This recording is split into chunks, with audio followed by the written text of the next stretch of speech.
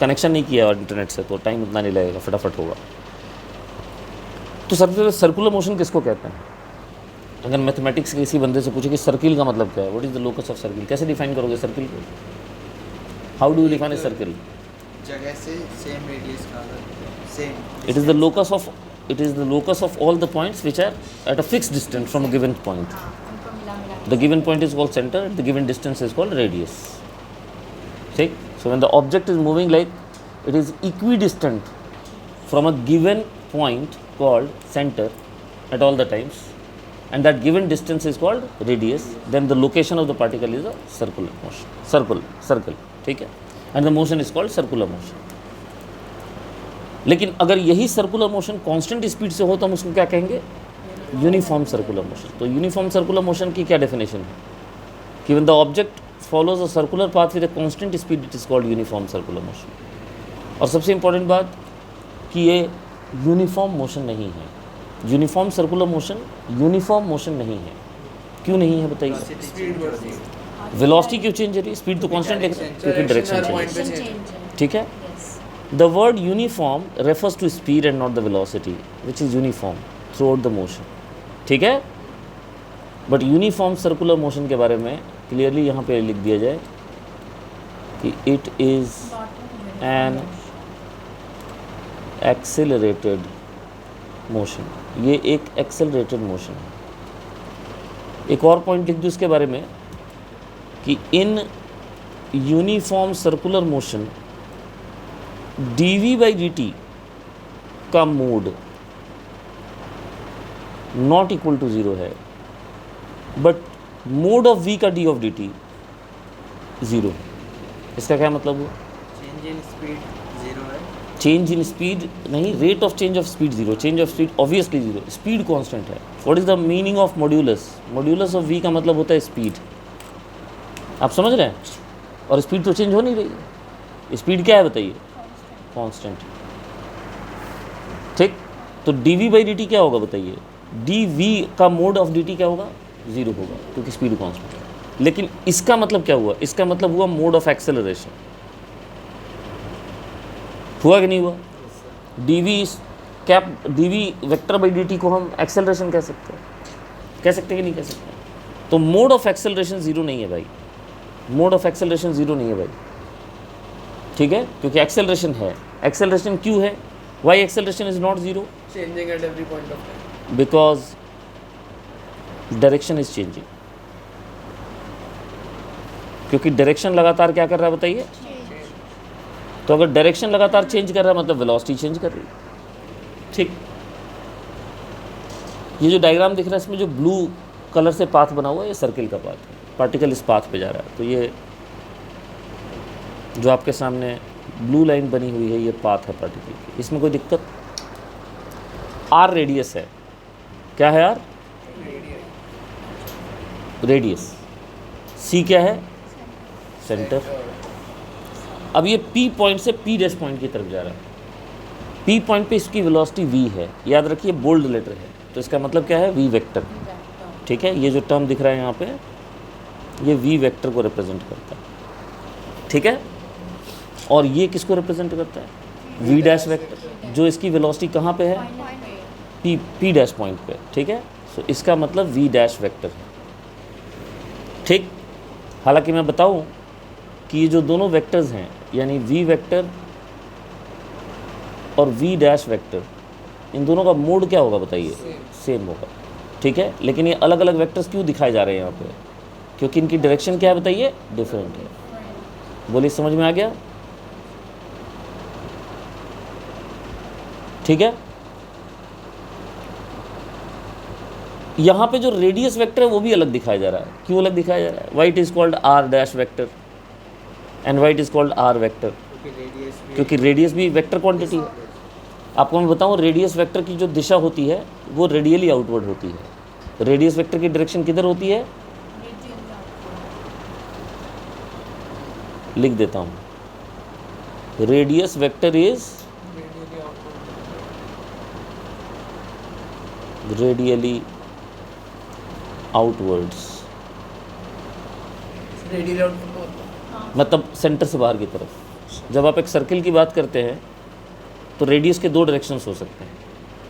अगर आप इस डायरेक्शन में बात कर रहे हैं तो इसको आप रेडियली आउटवर्ड कहेंगे, और अगर आप इस डायरेक्शन में बात कर रहे हैं तो आप इसको रेडियली इनवर्ड कहेंगे।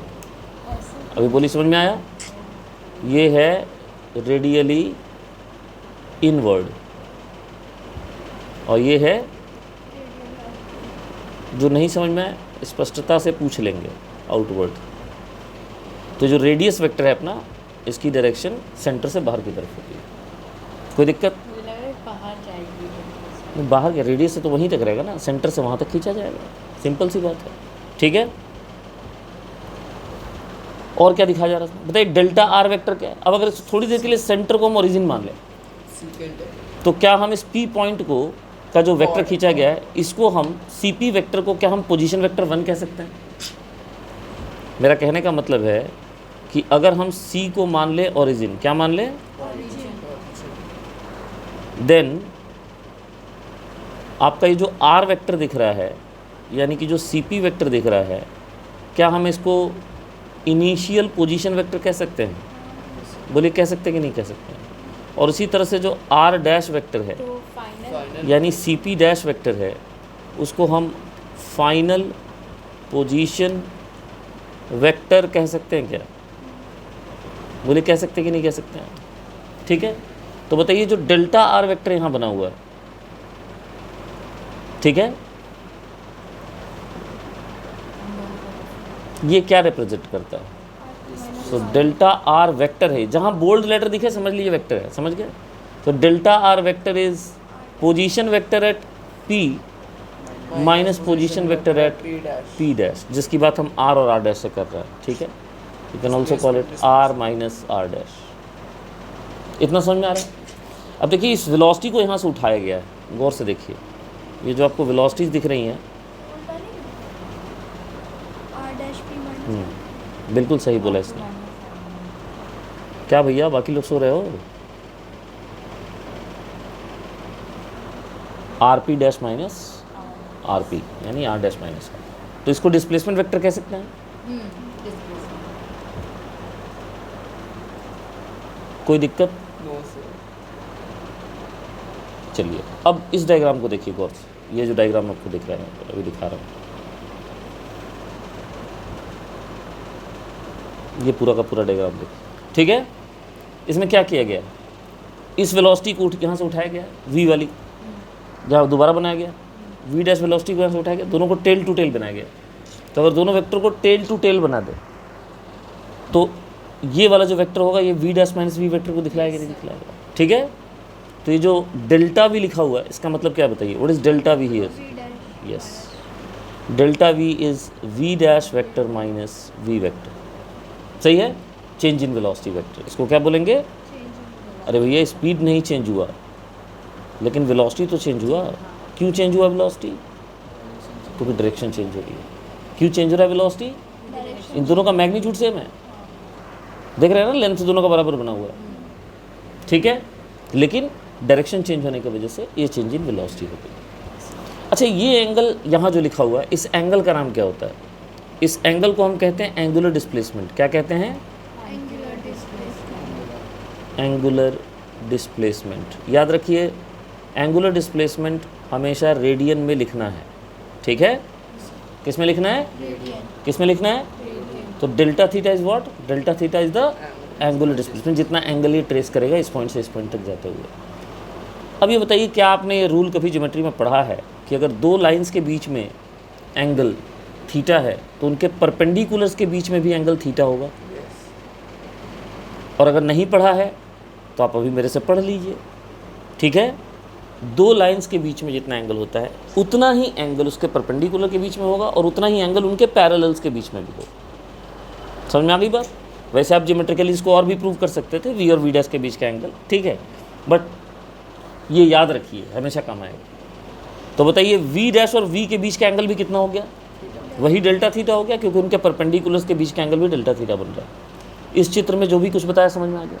अब गौर से आप देखिए, आपका जो डेल्टा वी वेक्टर आ रहा है, उसको अगर आप उठा के यहाँ पे रख दें तो क्या वो सेंटर की तरफ आ रहा है कि नहीं आ रहा है? हाँ, सेंटर की तरफ आ रहा है। So this is the most important point in all of this. आप गौर से देखिए कि आपका जो डेल्टा वी वेक्टर आ रहा है, यानी चेंज इन वेलोसिटी आ रहा है, लिख रहा हूँ मैं, direction of change in velocity is radially inwards. बोलिए समझ में आया? क्या लिखा है मैंने? Direction of delta change in velocity is radially inwards. अब इस पिक्चर को अच्छे से देख लीजिए, इसमें कुछ पूछना है किसी को? डेल्टा थीटा क्यों लिखा है? डेल्टा थीटा इसलिए लिखा है क्योंकि डिस्प्लेसमेंट है, थीटा नहीं लिखा मैंने। थीटा भी डिस्प्लेसमेंट हो सकता है, लेकिन उसको जनरली आप चेंज को किससे दिखलाती है? डेल्टा से दिखलाती है। हाँ किसी पर्टिकुलर लाइन से अगर हम एंगल नाप रहे हैं, मान लीजिए, अच्छा सवाल है आपका, मान लीजिए हम किसी पर्टिकुलर लाइन से एंगल नाप रहे हैं, जैसे ये लाइन हो गया, पार्टिकल अभी यहाँ है, थोड़ी देर के बाद पार्टिकल यहाँ है, समझ रही हैं आप बात? ठीक। अब ये पार्टिकल का इनिशियल पोजीशन है ना, यहाँ पर पार्टिकल पहले था और ये एंगल था मान लीजिए θ1, और फिर पार्टिकल घूम के यहाँ पे चला गया और इसकी नई एंगुलर पोजीशन हो गई θ2। तो आप इसका एंगुलर डिस्प्लेसमेंट ये जो लिखेंगे कितना लिखेंगे बताइए? What is delta theta? It is θ2 minus θ1। तो चूंकि ये डिस्प्लेसमेंट का एनालॉजिकल यूज़ हो रहा है, और डिस्प्लेसमेंट आप कैसे लिखती हैं बताइए? x2 minus x1, final position minus initial position. उसी तरह से थीटा को आप क्या लिखेंगे बताइए? Final angular position minus initial angular position. तो θ1 जो है, इसको आप कह सकती हैं कि ये आपका इनिशियल एंगुलर पोजीशन है, और θ2 ऐसी फाइनल एंगुलर पोजीशन है। बोलिए समझ में आ रहा है? Final angular position. And what is delta theta? Delta theta के बारे में मैंने बता दिया, that is called angular displacement. और कुछ पूछना है किसी को? ध्यान से देख लीजिए, इस डायग्राम में कुछ पूछना है किसी को?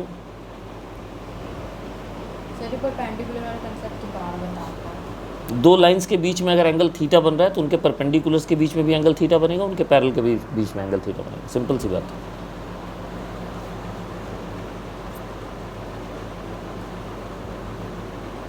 If angle between two lines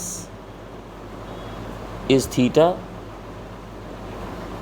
then angle between their perpendiculars and parallels is also theta। लिख दिया। और बोलिए, अब आगे बढ़े। चलिए सेकंड डायग्राम पे आ जाइए। क्या देख रहे हैं आप इसमें बताइए? सब कुछ वही देख रहे हैं। फिर से आप देखिए, फिर से आपका डेल्टा वी किधर पॉइंट कर रहा है? सेंटर की तरफ पॉइंट कर रहा है। तो इसने वेक्टोरियली प्रूव करने की कोशिश किया है कि आपका जो डेल्टा वी आएगा, यानी चेंज इन वेलोसिटी वेक्टर आएगा, वो हमेशा किधर की तरफ पॉइंट करेगा बताइए? सेंटर की तरफ पॉइंट करेगा, और कुछ भी नया नहीं। तो अगर बताइए चेंज इन वेलोसिटी पॉइंट कर रहा है सेंटर की तरफ, तो एक्सेलरेशन वेक्टर किधर पॉइंट करेगा? वो भी सेंटर की तरफ पॉइंट करेगा। ठीक है। तो सेकंड डायग्राम में आपको क्या सिखाया जा रहा है? आपको ये सिखाया जा रहा है, wherever you choose initial and final position, delta v vector यानी change in velocity vector is directed towards center। ये समझ में आ गया यहाँ से? तीसरे डायग्राम में क्या दिखा रहा है आपको बताइए? अब change in velocity by change in time होता है मोटा मोटा acceleration. What is the basic meaning of acceleration? The basic meaning of acceleration is rate of change of velocity. बिल्कुल सही बात है। ठीक है। सो एक्सेलरेशन वेक्टर का मतलब ब्रॉडली होता है भैया delta V by delta T. चाहे आप एवरेज एक्सेलरेशन की बात करें, चाहे आप इंस्टेंटेनियस की बात करें। इंस्टेंटेनियस भी यही होता है। अंतर ये होता है कि इसमें डेल्टा टी इंटरवल जो टाइम का होता है वो क्या करते हैं? बहुत बहुत बहुत बहुत छोटा ले लेते हैं। यही होता है ना। ठीक है। बेसिक डेफिनेशन में कोई अंतर नहीं है। तो इसका मतलब अगर acceleration delta V by delta T होता है तो इसका मतलब क्या हुआ? Then direction of acceleration is along direction of delta V vector. हाँ या ना? Yes sir. और डेल्टा वी वेक्टर किधर बताइए? Inward, radially inwards. तो एक्सेलरेशन भी रेडियली इनवर्ड। तो इन तीन चित्रों के माध्यम से ये प्रूव हो गया कि यूनिफॉर्म सर्कुलर मोशन में, अब इसको लाल रंग से बड़े बड़े अक्षरों में लिख देता हूँ, hence it is proved that acceleration in uniform circular motion is radially inward। ठीक है, ये प्रूव हो गया कि ये रेडियली इनवर्ड होगा, और इसी वजह से इसका नाम होता है सेंट्रीपेटल एक्सेलरेशन। सेंट्रीपेटल का पूरा नाम होता है, सेंट्री मतलब सेंटर, पेटल मतलब सीकिंग, जो सेंटर को ढूंढता है। ठीक है, therefore called centripetal acceleration.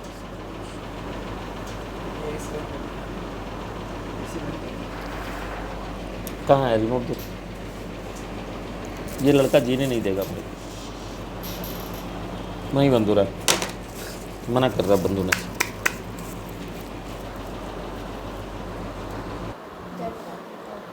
Are का डायरेक्शन किधर होता है? Radially outward. एक्सेलरेशन का इनवर्ड और वी का टेंजेंट।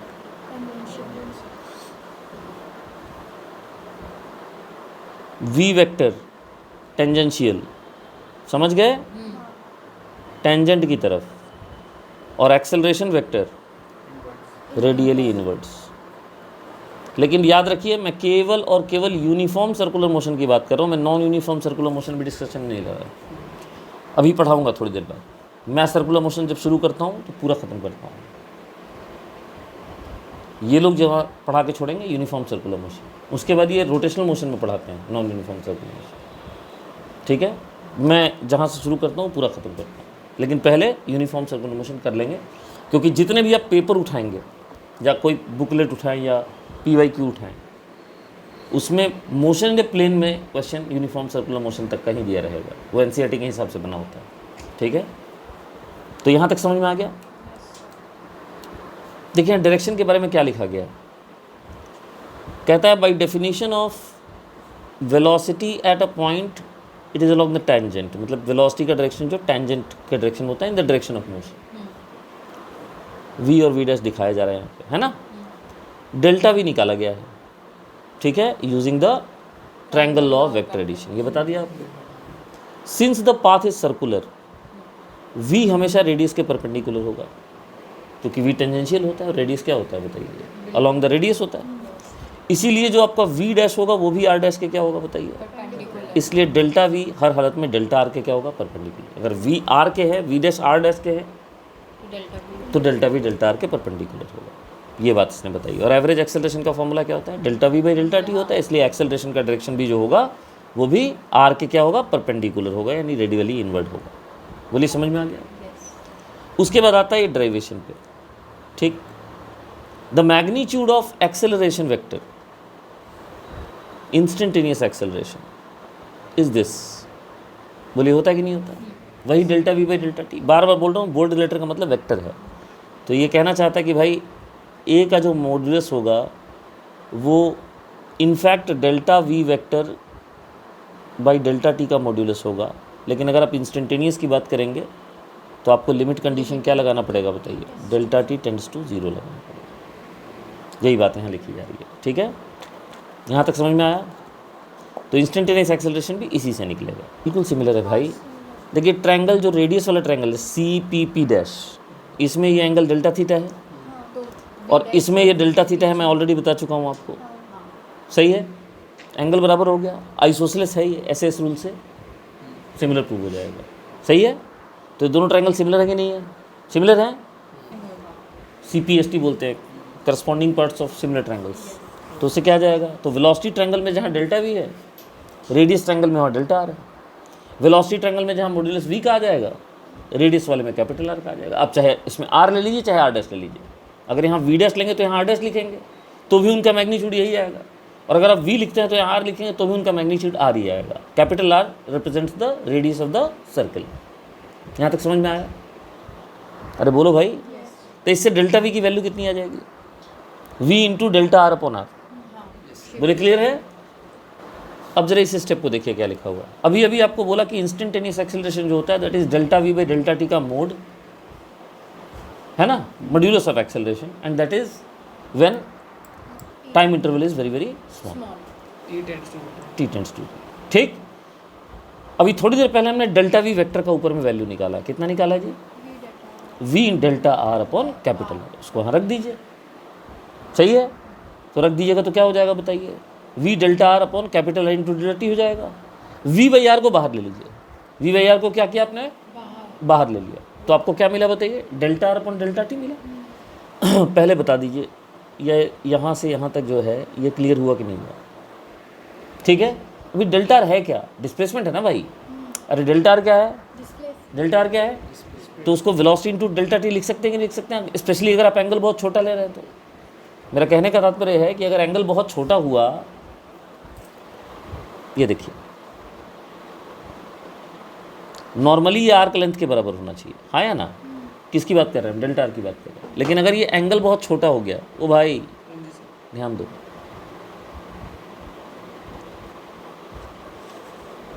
अगर ये डेल्टा थीटा है और ये डेल्टा आर है, दिख रहा है आपको, लेकिन ये एंगल अगर बहुत छोटा करते जाए, आप बहुत स्मॉल एंगल कर दे, से फॉर एग्जांपल आप यहाँ से केवल यहीं तक लेते, तो क्या हो जाता बताइए, ये एंगल बहुत छोटा हो जाता, तो क्या आपके कॉर्ड और टेंजेंट का अंतर मिट नहीं जाता, तो आपका ये जो डिस्प्लेसमेंट होगा या आर्क लेंथ होगा दोनों लगभग आप बराबर कर सकते हैं, ठीक, और इसको स्पीड इनटू टाइम लिख सकते हैं। बोलिए समझ में आ रही है बात। तो बहुत छोटे एंगल के कंडीशन में आप यहाँ लिख सकते हैं कि ये v इंटू डी टी के बराबर होगा। बोलिए सही है। For very small angle chord and arc length become same, ठीक है। और आपको v dt क्या दिखलाता है, v इज बेसिकली स्पीड, अबे v क्या है और dt क्या है, टाइम, तो क्या दिखलाएगा, स्मॉल डिस्टेंस कवर्ड। अब यहाँ पे बड़ा फैक्टर कर जाता है, यहाँ पे ds ये होता, बोलिए होता कि नहीं होता, अगर बड़ा एंगल लेते तो ds ये होता ना, लेकिन ये आपका डिस्प्लेसमेंट नहीं होता, ये आपका डिस्टेंस कवर्ड होता, बोलिए हाँ या ना। लेकिन जब आपका एंगल छोटा हो जाएगा तब क्या हो जाएगा, डिस्प्लेसमेंट बोले या डिस्टेंस बोले दोनों सेम चीज़ हो जाएगा। बोले क्लियर है। So for very small angle we can write delta R as speed into time. Clear. क्या किया आपने बताइए, अगर डेल्टा आर को आप लिख सकते हैं वी डेल्टा टी, तो obviously delta R by delta T को आप वी लिख सकते हैं, बोलिए हाँ या ना। इसको इस इक्वेशन में डाल दीजिए, delta R by delta T क्या डाल दीजिए, वी। तो बताइए आपका एक्सेलरेशन का मैग्नीट्यूड कितना आ जाएगा, वी बाई आर पहले से है और एक और v आ गया, तो ये बन गया वी स्क्वायर बाई आर। यही हो गया आपके सेंट्रीपिटल एक्सेलरेशन का फॉर्मूला। सेंट्रीपिटल एक्सेलरेशन का फॉर्मूला क्या हो गया बताइए, वी स्क्वायर बाई आर हो गया। बोलिए समझ में आया। अभी मैं इसका सस्ता और आसान टिकाऊ तरीका बताऊंगा जो एक दो लाइन में समझ में आ जाएगा, ठीक है। लेकिन एक बार इसको भी देखना बनता है कौन कौन से वेक्टर को यूज़ कर रहा है। एक्सेलरेशन का नाम आपने क्या रखा था, सेंट्रीपिटल एक्सेलरेशन, तो उसकी वैल्यू निकल गई। ये सर्कुलर मोशन का इंस्टेंटेनियस एक्सेलरेशन। सेंट्रीपिटल का कौन सा एक्सेलरेशन, भाई स्मॉल टाइम इंटरवल निकाल रहे हो ना, तो आप इसको क्या कह सकते हो, it is the instantaneous acceleration in UCM. UCM का मतलब जी, तो अब से मैं यही नोटेशन यूज़ करूँगा। यूसीएम का मतलब हो गया यूनिफॉर्म सर्कुलर मोशन। बोलिए समझ में आया, यहाँ तक कोई दिक्कत, बता चुका हूँ पहले ही, ठीक है। सेंट्रीपिटल एक्सेलरेशन का मैग्नीट्यूड जो है, दस the acceleration of object moving with speed v in a circle of radius r has a magnitude v square by r and it is always directed towards the centre, that is it is called centripetal acceleration. तो आप एक नया quantity define करने जा रहे हैं जिसका नाम होता है एंगुलर वेलोसिटी, ठीक। एंगुलर वेलोसिटी को हम डिफाइन करते हैं rate of change of angular displacement. कैसे डिफाइन करते हैं, time rate of change of angular displacement. So angular velocity is delta theta by delta T. इसका यूनिट क्या होगा, इसका यूनिट होगा रेडियन पर सेकेंड। बोलिए समझ में आ गया। और स्पीड का मतलब तो आप ऑलरेडी जानते हैं, स्पीड का मतलब क्या होता है बताइए, डिस्टेंस पर यूनिट टाइम, ठीक है। It is the speed is the distance travelled by object per unit time, सही है। तो v को आप delta S by delta T लिख सकते हैं। बोलिए समझ में आ रहा है। अब ये बताइए डेल्टा एस और डेल्टा थीटा के बीच में कोई रिलेशन है। याद रखिए डेल्टा एस किसका नाम हम ले रहे हैं, एक बार फिर से इस बात को अच्छे से समझ लीजिए। अगर ये सर्किल है, एक सेकेंड,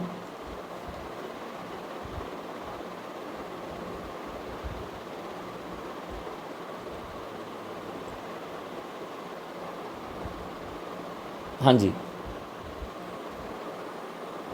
देखिए ये आपका डेल्टा थीटा है, हाँ है ना, और ये जो आपको आर्क लेंथ दिख रहा है ये आपका डिस्टेंस है, सही है ना। स्पीड आपकी इधर है ना जी, आर्क की तरफ, तो डेल्टा टी टाइम में जो डिस्टेंस कवर करेंगे वो आर्क ही होगा ना। अब क्या इन दोनों के बीच में कोई रिलेशन आप जानते हैं पहले से? अगर रेडियस आपको आर दिया हुआ है तो रेडियन बिल्कुल क्या होता है बताइए, सर डेल्टा एस को आप लिख सकते हैं radius multiplied by delta theta. ऐसा पढ़ा है कुछ आपने पहले? पढ़ा कि नहीं पढ़ा है? तो इसको यूज़ करते हैं यहाँ पे। तो बताइए क्या हम v को लिख सकते हैं, ध्यान से सुनिए, क्या हम v को लिख सकते हैं r delta theta divided by delta T? 2 second लिख सकते हैं। डेल्टा एस की वैल्यू डाल दी हमने। और ये बताइए delta theta by delta T को आपने अभी भी क्या डिफाइन किया है? ओमेगा। एंगुलर वेलोसिटी, तो ये v कितना आ गया बताइए? r omega. ठीक है, so this is the relation between whom? This is the relation between velocity and angular velocity and angular velocity. v तो स्पीड है ना। हाँ v स्पीड है बिल्कुल, एंगुलर उसको v को आप टेंजेंशियल स्पीड कहिए, टेंजेंशियल वेलोसिटी का मैग्नीट्यूड कहिए, बिल्कुल। तो टेंजेंशियल स्पीड और एंगुलर वेलोसिटी का रिलेशन क्या है? v equal to r। ठीक है, समझ में आ गया? तो as you can see delta S को आर डेल्टा थीटा डाला गया है ना, देयरफॉर आपका रिलेशन क्या आ गया? v equal to r omega आ गया। तो 2 बार लिखने की ज़रूरत है नहीं, तो इसको हटा देता हूँ। ठीक है, खामखा बच्चे कंफ्यूज होंगे नोट्स देखेंगे तो। हाँ, ये आपको रिलेशन पता है पहले से, इसको आपने यूज़ कर लिया। अब ये रिलेशन आप यूज़ करिए कहाँ? सेंट्रीपिटल एक्सेलरेशन के एक्सप्रेशन में। तो सेंट्रीपिटल एक्सेलरेशन का एक्सप्रेशन आपने लिखा था v स्क्वायर बाई आर, और v को अभी अभी आपने प्रूव किया है किसके बराबर? r इंटू ओमेगा के बराबर। बोलो भाई, तो इसको यूज़ करेंगे आप। तो ओमेगा स्क्वायर आर स्क्वायर, तो ये कितना आ गया? Omega square. तो सेंट्रीपिटल एक्सेलरेशन का आपको एक और फार्मूला मिला। पहले एक फार्मूला था आपके पास था v स्क्वायर बाई आर, दूसरा फार्मूला आपके पास आ गया ओमेगा स्क्वायर। बोलिए यहाँ तक समझ में आया? ओमेगा की यूनिट क्या होती है? बिल्कुल, रेडियन पर सेकेंड। ठीक है, आपको थोड़े से और यूनिट बता देता हूँ, कभी आपको कन्फ्यूजन ना हो। ठीक है, अगर ओमेगा दिया हुआ है आरपीएम में, अगर कहीं दिया हुआ आरपीएम, तो आरपीएम का मतलब होता है रेवोल्यूशन पर मिनट, सही है। तो ओमेगा को आप फिर रेडियन पर सेकंड में कैसे कन्वर्ट करिएगा? तो देखिए एक रेवोल्यूशन में कितना एंगल कवर होता है? 2 पाई पूरा रेडियन में।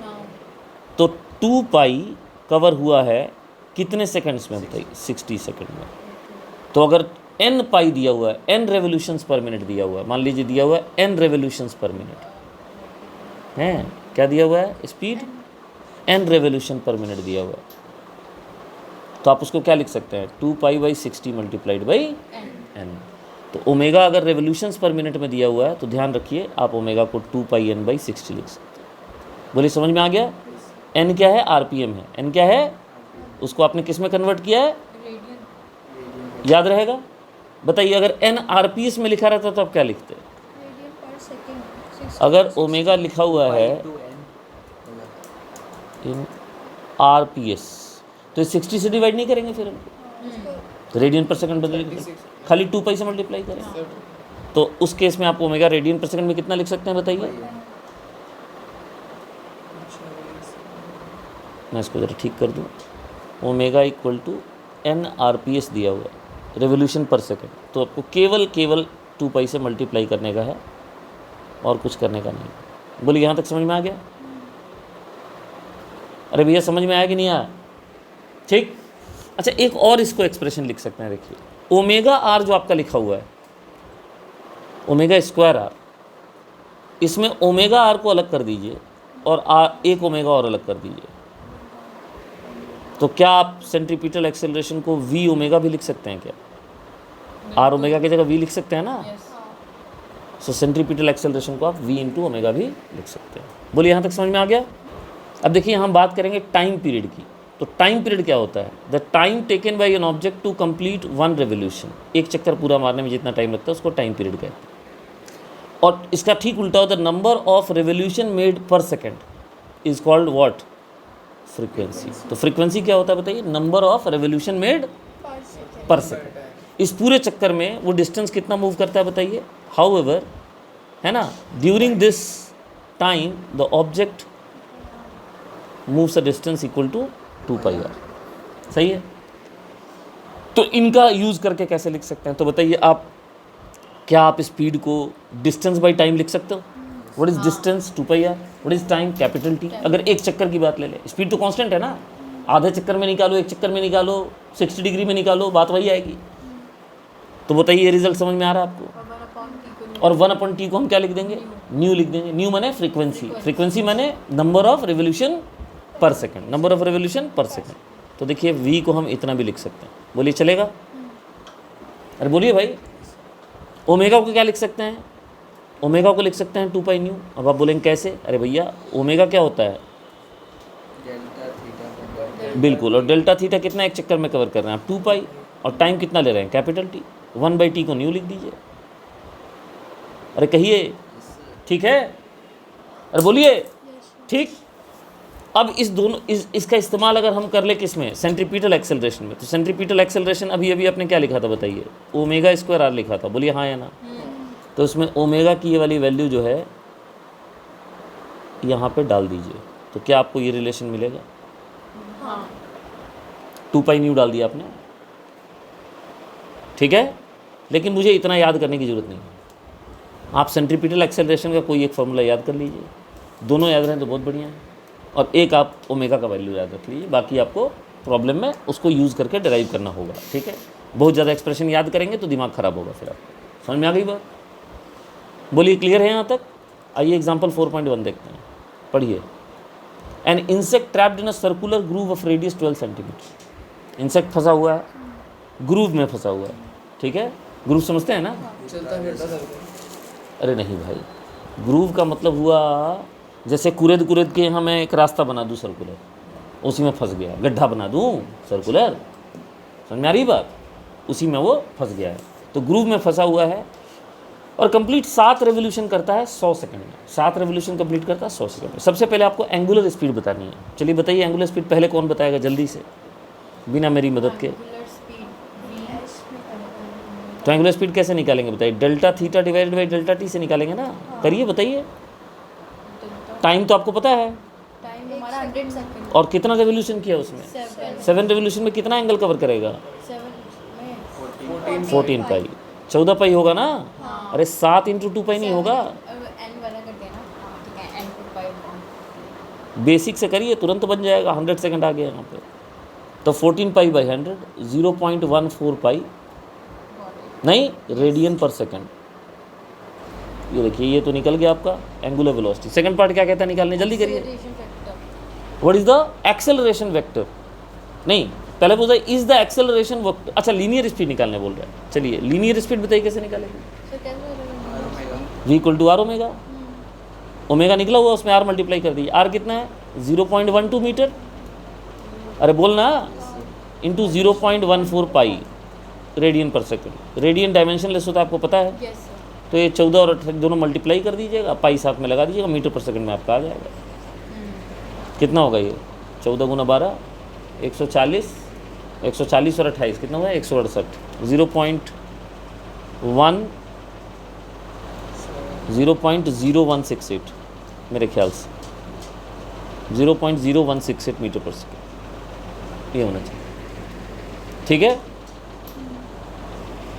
ठीक कर लेना कैलकुलेशन, आ जाएगा.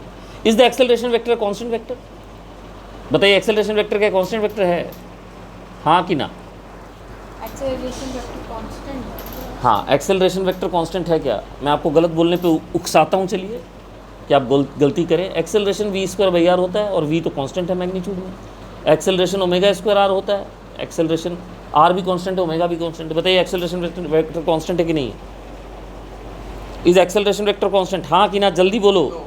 No. Why? Direction is changing. बिल्कुल, ये गलती ना करेंगे. मैग्नीट्यूड की बात नहीं हो रही है, आपसे पूछ रहा है एक्सेलरेशन वेक्टर कांस्टेंट है कि नहीं. और एक्सेलरेशन की डायरेक्शन किधर होती है? Toward centre. तो लगातार पार्टिकल पोजीशन बदल रहा है तो टुवर्ड सेंटर वाला डायरेक्शन भी तो बदलेगा ना. आप समझ रहे हैं बात? अरे ठीक समझ लिए. पूरा समझने का पैसा दिया कर क्या रहे हो भाई तुम? भाई यू आर डांसिंग. ये देखिए,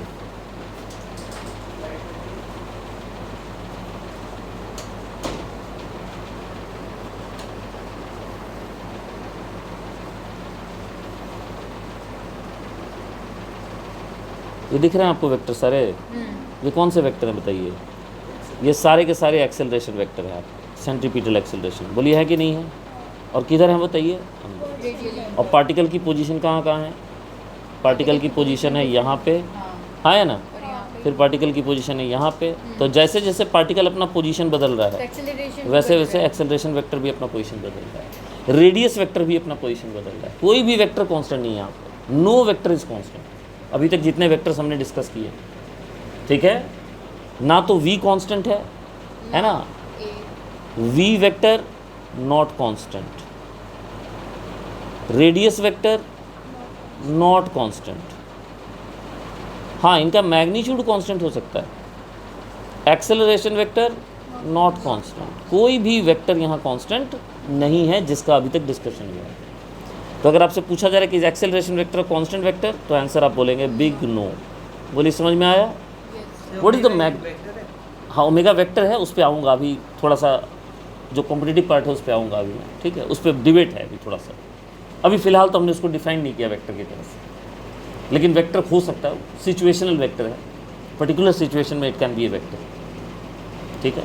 लेकिन इस एक्सेलरेशन का मैग्नीट्यूड भी मांग रहा है आपसे। तो एक्सेलरेशन का मैग्नीट्यूड कैसे निकालेंगे बताइए? तो आप कहीं से निकाल लीजिए, आपके पास v आ चुका है, तो आप v स्क्वायर बाई आर से निकाल लीजिए, आप ओमेगा स्क्वायर आर से निकाल लीजिए, जिससे आपकी मर्जी करे उससे निकाल लीजिए। अगर आप ओमेगा स्क्वायर आर से निकालते हैं तो 0.14 का आप होल स्क्वायर करेंगे और इसको मल्टीप्लाई करेंगे 0.12 से, मीटर पर सेकंड स्क्वायर में वैल्यू आ जाएगी। So this is obviously 0.0196 into 0.12। तो देखिए, आफ्टर ऑल द कैलकुलेशंस आपका सेंट्रीपिटल एक्सेलरेशन का जो मैग्नीट्यूड आएगा वो 0.00235 मीटर पर सेकंड स्क्वायर है। And mind it is not constant, ठीक है? इसको कांस्टेंट नहीं बोल सकते। अब ये जो इन्होंने निकाला है, क्या हमने गलत निकाला है क्या? कोई रेडियस ही दिया हुआ था ना, ठीक है? ओमेगा की वैल्यू कितनी है? अच्छा, 0.14 पाई, हमने पाई गायब कर दिया भाई, हमने पाई का वैल्यू नहीं डाला। हमारा सारा वैल्यू पाई के टर्म्स में होना चाहिए, नहीं? हाँ, ये गड़बड़ हो गया। तो पाई की वैल्यू डालनी है। पाई की वैल्यू डाली नहीं हमने, डाल देंगे, कोई बात नहीं है। पाई की वैल्यू डालेंगे तो पाई के टर्म्स में आ जाएगा आंसर, ठीक है? यहाँ पर भी करेंगे तो यहाँ पे पाई स्क्वायर आ जाएगा साथ में। इसको 9.8 होता है। पाई स्क्वायर लगभग 9.8 होता है, बिल्कुल सही कह रहे हैं। यहाँ पाई स्क्वायर मिस कर दिया हम लोगों ने, तो पाई स्क्वायर आएगा साथ में, ठीक है? तो पाई की वैल्यू डालने के बाद देखिए रिजल्ट निकल गया। जो आंसर दिखा एनसीईआरटी में वो सेंटीमीटर में दिया हुआ है, तो आप इसको 100 से मल्टीप्लाई कर दिएगा, तो ठीक है? किस वैल्यू को चेंज नहीं कर? नहीं, उन्होंने सेंटीमीटर में ही दिया है आंसर, हमने मीटर में दिया है, मीटर पर सेकंड स्क्वायर। समझ में आ गया फंडा क्या है? ठीक है?